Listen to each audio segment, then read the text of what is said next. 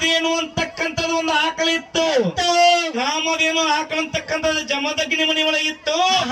ಕಾರ್ತಿಕ್ ವೀರನ ಸೈನ್ಯ ಬಂದಲ್ಲಿ ಕೇಳ್ತಿತ್ತು, ಏನಂತ್ರಿ? ಏನಪ್ಪಾ ಅಂತ ಕೇಳಿದ್ರೆ, ಇವತ್ತು ನಿಮ್ ಮನೆಯಲ್ಲಿ ಊಟ ಮಾಡ್ಬೇಕು ಹವ್ಯಾಸ ಆಗ್ಯದ, ನಿಮ್ ಮನೆಯಲ್ಲಿ ಊಟ ಮಾಡ್ತೀನಿ ಅಂದಾಗ ಅವಾಗ ಹೆಂಗಪ್ಪ ಅಂತ ಕೇಳಿದ್ರೆ, ಹೆಂಗ್ರಿ ಅಪ್ಪ? ಕಾರ್ತಿಕ್ ವೀರ ಅರ್ಜುನ ಸೈನ್ಯ ಯಾರ ಮನೆಯೊಳಗೆ ಊಟ ಮಾಡಿತ್ತು? ಜಮದಗ್ನಿ ಮನಿ ಒಳಗೆ ಊಟ ಮಾಡಿತ್ತು. ಜಮದಗ್ನಿ ಆಶ್ರಮ ಮನಿ ಅಂತಕ್ಕಂಥದ್ದು ಕೂಡಿ ಊಟ ಮಾಡಿದಾಗ ಅವಾಗ ಹೆಂಗಪ್ಪ ಅಂತ ಕೇಳಿದ್ರೆ, ಕಾರ್ತಿಕ್ ವೀರನ ಸೈನ್ಯ ಆ ಕಾಮಧೇನು ಆಕಳ ಮೇಲೆ ಮನಸ್ಸು ಮಾಡಿರು.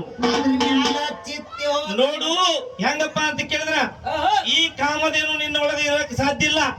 ನಮ್ಮಲ್ಲಿ ಹೋದ ನಾವು ಚಲೋ ತಂಗ ನೋಡ್ಕೋತೀವಿ ತಿಳ್ಕೊಂಡು ಕಾರ್ತಿಕ್ ವೀರ ಅರ್ಜುನ ಸೈನ್ಯದವ್ರು ಒಯ್ಯಾಕ ನಿಂತರು. ಅವಾಗ ಹೆಂಗಪ್ಪ ಅಂತ ಕೇಳಿದ್ರ, ಜಮದಗ್ನಿ ಒಂದು ಮಾತು ಹೇಳಿದ. ಏನಂತ ಹೇಳಿದ?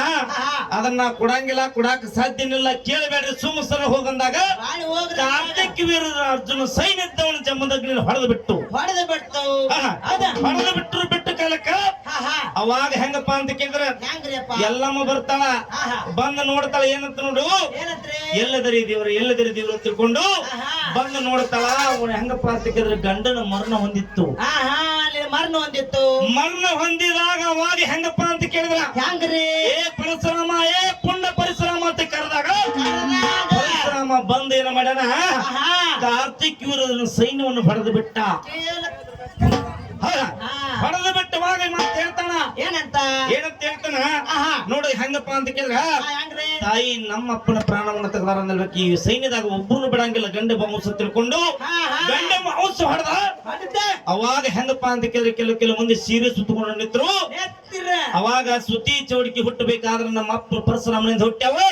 ಇನ್ನು ಸವದತ್ತಿ ಗುಡ್ಡದ ಒಳಗೆ ನಮ್ಮ ಅಪ್ಪ ಹೊತ್ಕೊಂಡು ನಿಂತ, ಮತ್ತೆ ನಿಮ್ಮ ಹೊತ್ಕೊಂಡು ನಿಂತವಂದಿ. ನಿಮ್ಮ ಹೊತ್ಕೊಂಡು ನಿಲ್ಲಬೇಕಾದ್ರೆ ಯಾರನ್ನ ಹೊಡೆದಲ್ಲ ಮಾಸ್ತರ ಸೈನ್ಯ ಅಂತಕ್ಕಂಥದ್ದು ಹೊಡೆದಿದ್ದು ನಮ್ಮ ಪರಶುರಾಮ ಹೋಗ್ತಾನ. ಸವದತ್ತಿ ಒಳಗೆ ನಮ್ಮ ಪರಶುರಾಮ ಸುತ್ತಿ ಚೌಡಿಕೆ ತಾಳ ಹಿಡ್ಕೊಂಡು ನಿಂತಾನ. ನಿಮ್ಮ ಸಂಬಂಧದಾಗ ಅಂದ್ರೆ ನಿಮ್ಮ ಸುತ್ತಿ ಚೌಡಿಕೆಯಲ್ಲಿ ಹಿಡ್ಕೊಂಡು ನಿಂತ. ಎಲ್ಲಿದಾವ ಯಾರಿಗೆ ಕೊಟ್ಟ ತಗೊಂಡ ಬರ್ರಿ.